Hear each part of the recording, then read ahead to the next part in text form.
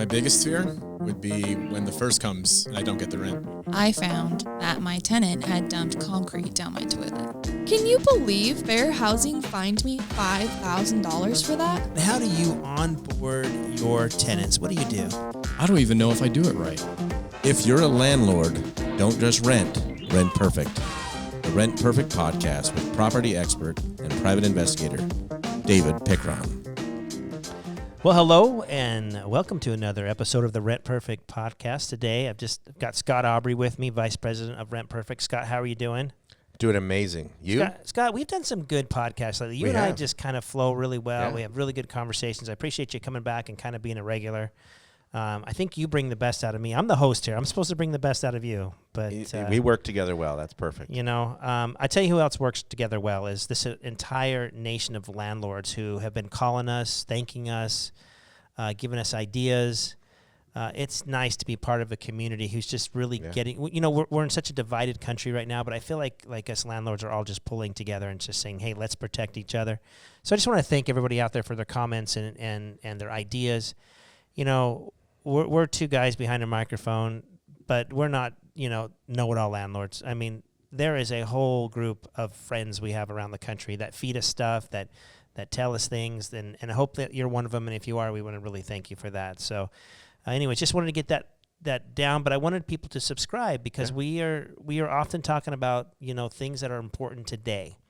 And, some of our podcasts, though, we'd love them to outlive the test of time. Right. It is, what do you need to do within the next week or two to protect yourself? Yeah. And so if you subscribe to this podcast, you'll get those right when we launch them. Scott, how are you doing today? Dude, I am so good. I am very relaxed. You look relaxed, just glowing. What's new? What's different? I just got back from Utah. I was up doing a little fly fishing up there. Nice. One of my favorite things to do. So I've been fly fishing for about 20, maybe 25 years now. My brother, world-class fly fisherman, and he introduced me to it. And a bunch of years ago, we went out. My very first trip with him.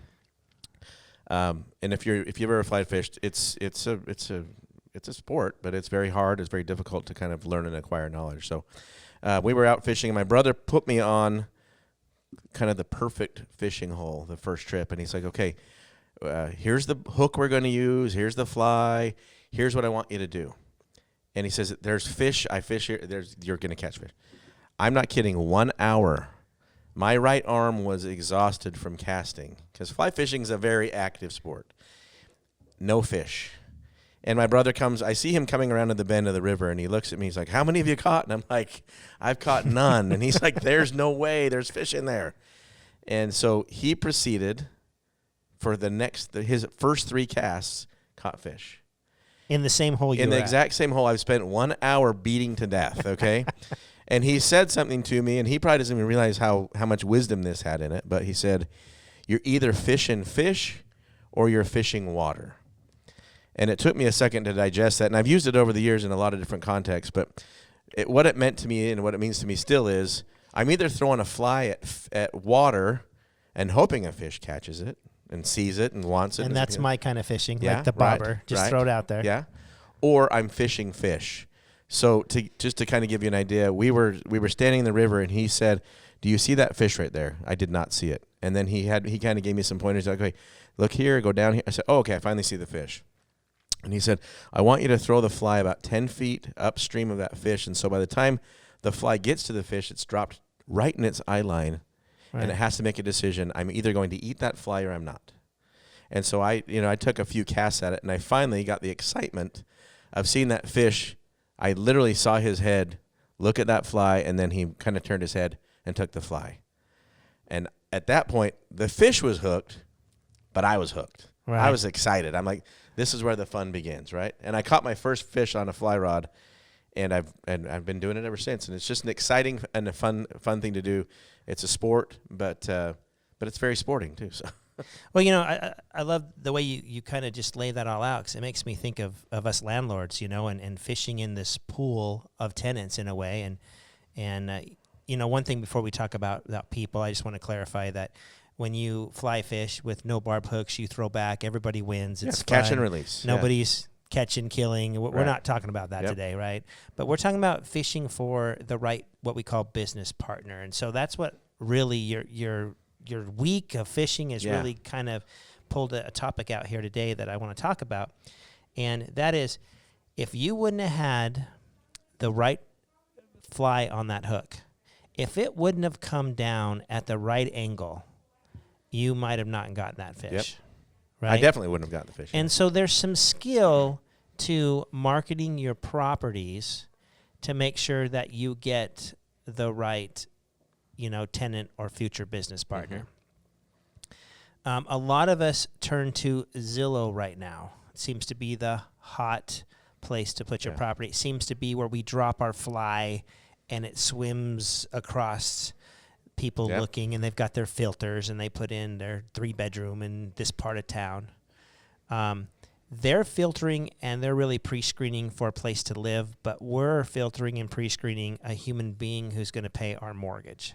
We're actually both screening something. It's just not the same thing. And it's challenging, right? I mean, because it's easy to put in filters for 3-bedroom, 2-bath, this part of town. Right. I want a yard. That's easy. Yeah. The filtering or the trying to filter to find the right tenant. No, it's hard, different. right? It's different. Because, Yeah. I mean, people are going to cringe when I say, what if you put looking for a business partner who has this race, this ethnicity, this familial status, this gender? Mm-hmm. There's no way we can do any of that stuff. Yeah. Nor would we want to, right? But there is still things we're looking for, and when we're screening, we're not screening for those things. We're screening for responsibility. That's all screening is we're screening for responsibility. The fact is we want to get our mortgage paid. We get our mortgage paid when people pay their rent, right?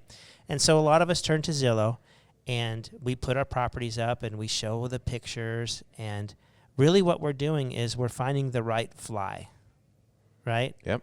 We're finding the right fly for the tenant, because if the applicant is out there looking for a 3-bedroom and we show them a 2-bedroom, the right applicant's going to say, I don't need a 2-bedroom. Yeah. That's floating right by.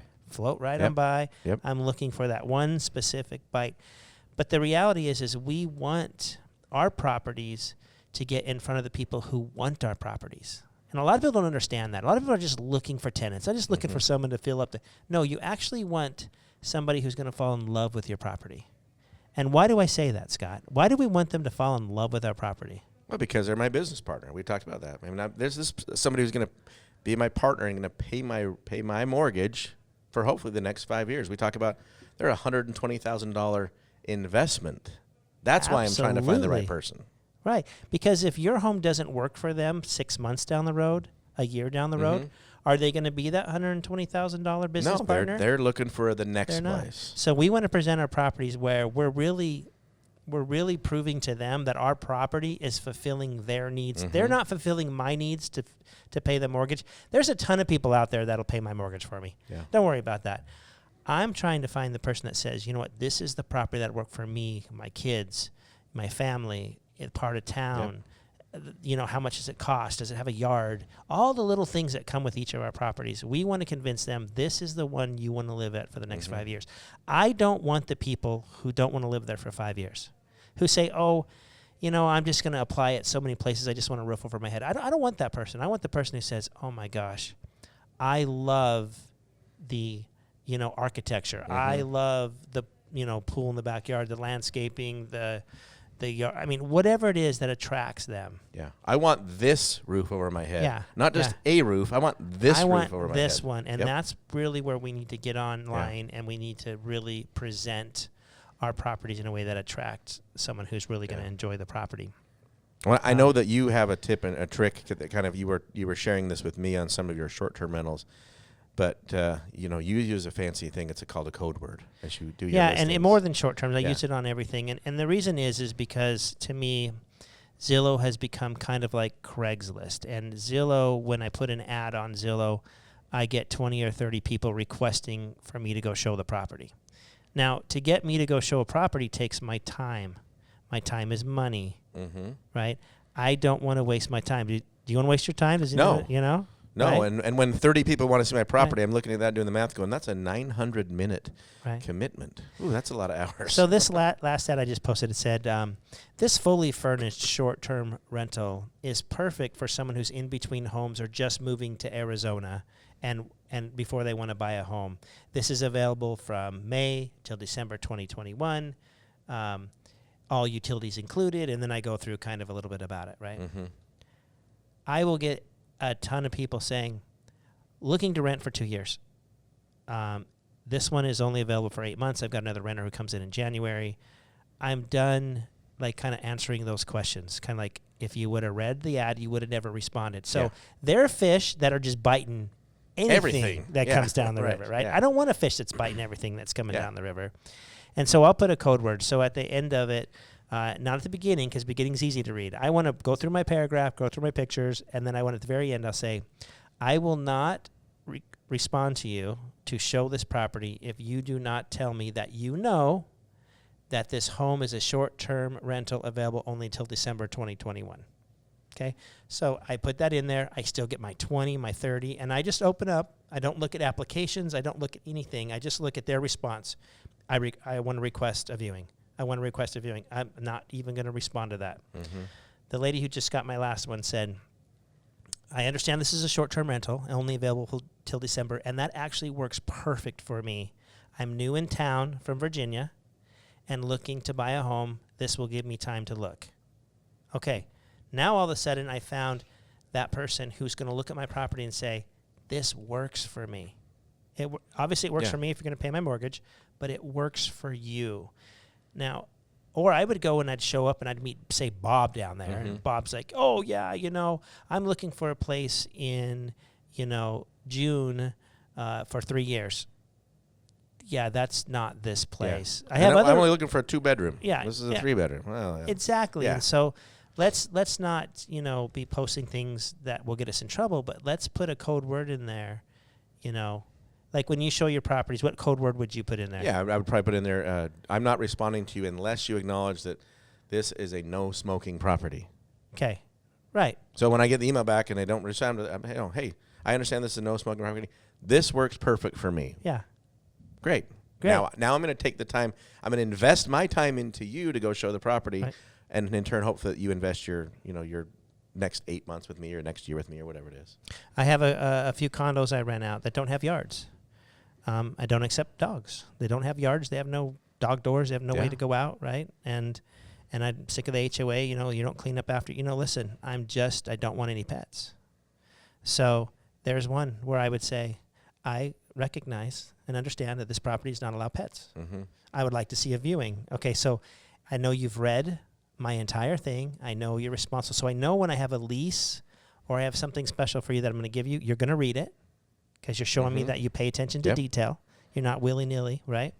And so that starts me down that process of I possibly could be finding my next business partner. It's kind of like the holding hands before we, kiss. But so that's just an idea that you could use. A lot of times I'm out showing and someone will say, oh, we'll take it right away. Well, it's not available until June 1st. If you read it, you would know that we need something now.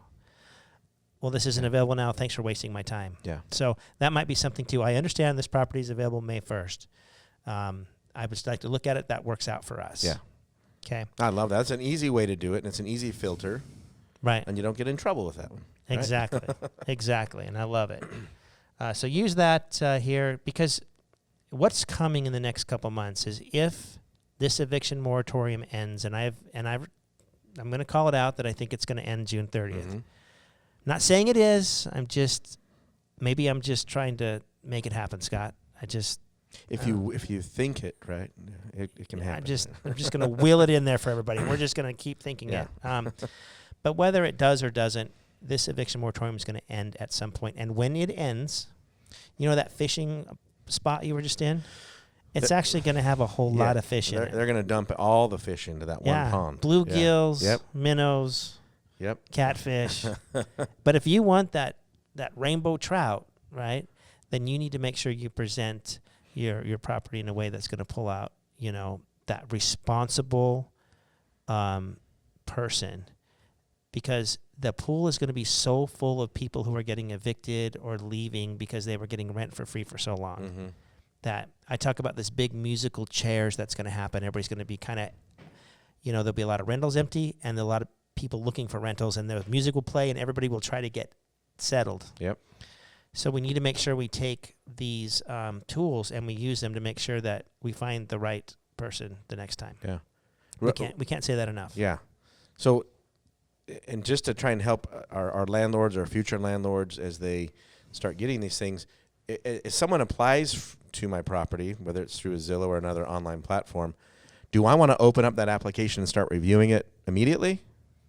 So there's some pitfalls I understand with that. Right. So right now, the one of the big things that Zillow has offered these applicants as they're looking and filtering and trying to find properties is for $30, they can fill out a pre-application, get their credit score, and then they can give it to as many landlords as they want for the next 30 days. Okay. That's causing us some problems because I don't want an application unless I'm ready to move to the next. Like, they're trying to make us kiss before we even hold hands is the kind of the way I look at it. I don't want to see their personal information. I don't want to see their job. I don't want to see anything about them because once I start looking at too much information, they've applied. And the old days of having 10 people apply and picking the best one are gone. Fair housing is going to eat you alive. They want you to do a little bit of pre-screening, and once you're committed to somebody, they want you to fully go through the onboarding process. Because remember, they don't want you to say, I like them or I don't like them. They want you to say, did they meet my criteria? And we've been talking about criteria a lot lately. That's right, yeah.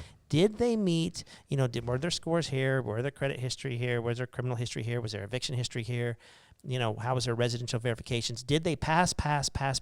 Well, if you passed all that, then guess what? You're my approved. renter. Yeah. You're my business partner. Yeah, It doesn't matter, anything else about you. But when you start comparing and you're taking multiple applications and you're looking at multiple people's information and you think, I'm going to take the best one, you're actually violating fair housing. And so I don't think Zillow meant for that to happen, but I'm just telling the Rent Perfect nation out there, do not open up applications. Do not look at people's personal information until you want to give that person a shot at renting one of your places. If you do open it up and you look at any kind of application, if you decide not to rent to them, you do have to give them an adverse action letter because technically, even though they pushed a couple buttons on their side, they've applied with you. Yeah. So I always on my Zillow settings put, I do not want to accept applications. I don't want to see applications. I don't care because I'm really not going to use the Zillow application to go through my whole onboarding.